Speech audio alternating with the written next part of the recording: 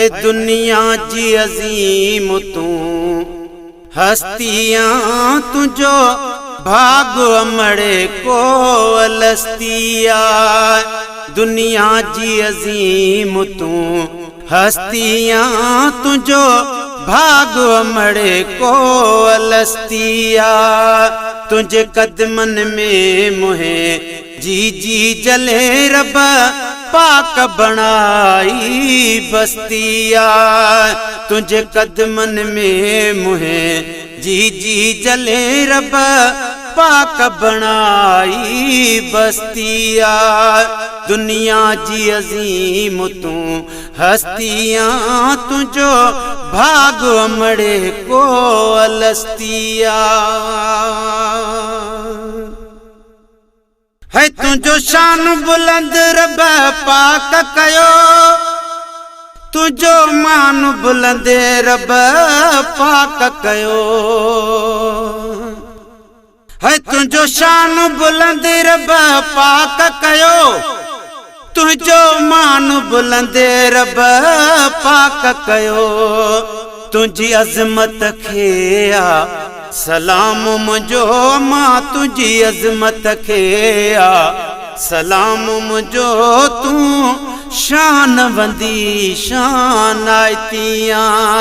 दुनिया जी अजीम तू हस्तियां तुझो बाग अमड़े को अलस्तिया। तुझे कदमन में मुहे जी जी जले रब पाक बनाई बस्तिया। दुनिया जी अजीम तू हस्तियां तुझो भाग अमड़े को अलस्तिया। है तुझे लबन मन की तीजे की दुआ, साबण जी पही जन्नत जी हवा।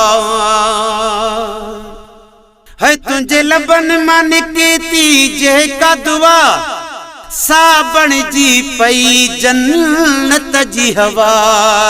तुझो कुर्ब मिठो वा अहिड़ो अमा, तुझो कुर्ब मिठो वा अहिड़ो अमा। तुम्हें रंजश नाहे तू महबतियां। तुझो कुर्ब मिठो वा अहिड़ो अमा, तुम्हें रंजश नाहे तू महबतियां। दुनिया जी अजीम तू हस्तियां तुझो भाग अमड़े को अलस्तिया। तुझे कदमन में मुहे जी जी जले रब पाक बनाई बस्तिया। है तू नबियन जी भी आही अमा, तुझा वलियन भी हिन कदम चुमिया। गुलशन सूमरो। है तू नबियन जी भी आही अमा, तुझा वलियन भी हिन कदम चुमिया। रब दर्जा उन्हने जा बुलंद कया, रब दर्जा उन्हने जा बुलंद कया। जन तुझी इज्जत सुञातिया। दुनिया जी अजीम तू हस्तियां तुझो भाग अमड़े को अलस्तिया। तुझे कदमन में मुहे जी जी जले रब पाक बनाई बस्तिया। दुनिया जी अजीम तू हस्तियां तुझो भाग अमड़े को अलस्तिया। है गुरुद्वार मदीने शाल वञा, तुझे दुआउन सां हिन साल वञा।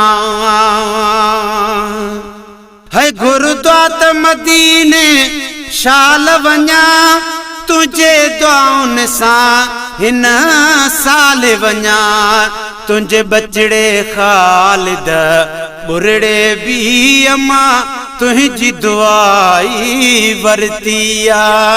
तुझे बचड़े खालिद बुरड़े भी अमा, तुझी दुआ ही वरतिया दुनिया जी अजीम तू हस्तिया तुझो भाग अमड़े को अलस्तिया तुझे कदमन में मुहे जी जी जले रब पाक बनाई बस्तिया दुनिया जी अजीम तू हस्तियां तुझो भाग अमड़े को अलस्तिया।